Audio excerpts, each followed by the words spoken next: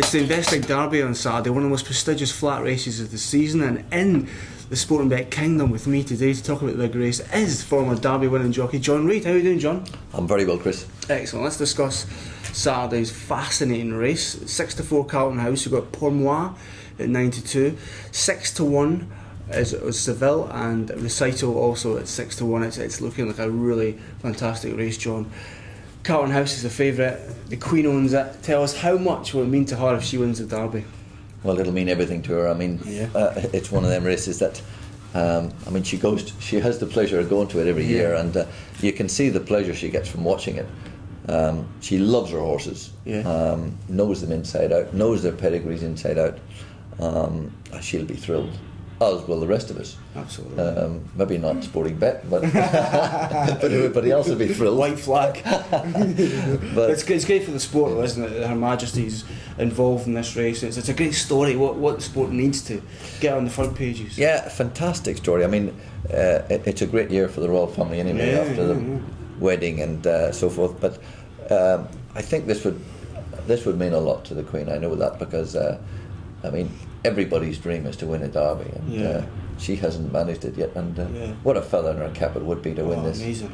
And and the horse has been a gift to her. She hasn't bred it, amazing. Sheikh Mohammed's gifted it to her. So I'm sure he'd be just as excited as she will be if this horse wins. But he's got every chance. Yeah, well, 6-4 we've got him at, John. 6-4 favourite.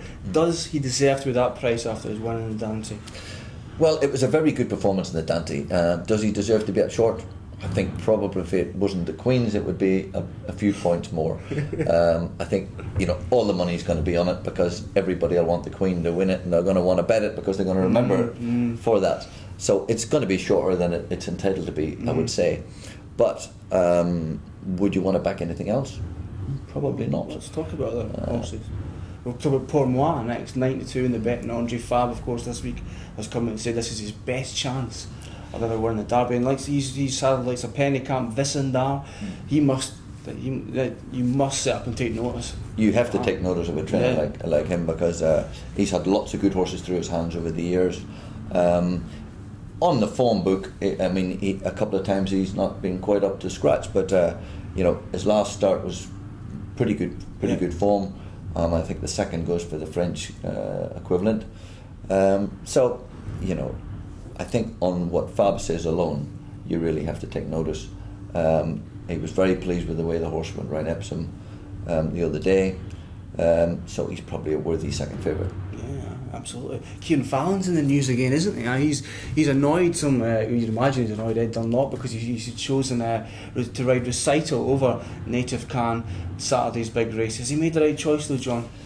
I think he has. I mean, obviously the Guineas run was very good for Native Can.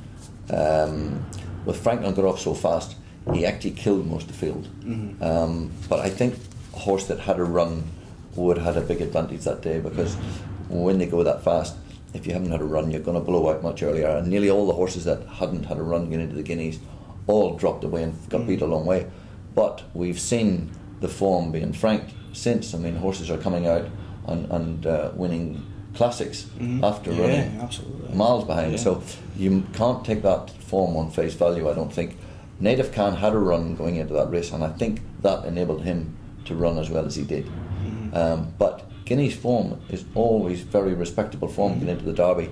I certainly wouldn't be writing him off, and I'm sure Fallon would be very happy to ride Native Can if there wasn't a bigger carrot dangled in front of him. Yeah, absolutely. And I think the carrot is not just that maybe this horse, he might be better, but I think the big carrot is he's going to ride a lot of O'Brien's horses during the year. It's a good point. And those are the main protagonists in the betting we've just talked about. Anything else lurking down the betting, maybe double figure prices that you think might actually finish in the frame on Saturday? Well, I mean, obviously Seville will have a decent chance. I know it was second. It was quite keen at York when it ran there and stayed on quite well. Of course, they've got to get the trip. Most of these are bred to stay, apart from Carlton House, who there is a little question mark over him if he'll stay or not. Not from the dam side because that's Bustino, and he's already the dam has bred a Malin 6, Malin 7 winner.